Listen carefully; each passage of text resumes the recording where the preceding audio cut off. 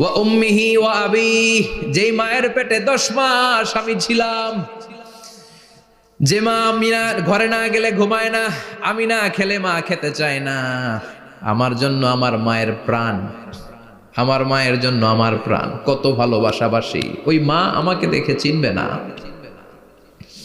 আমি নাকি আমার মাকে দেখে চিনব না।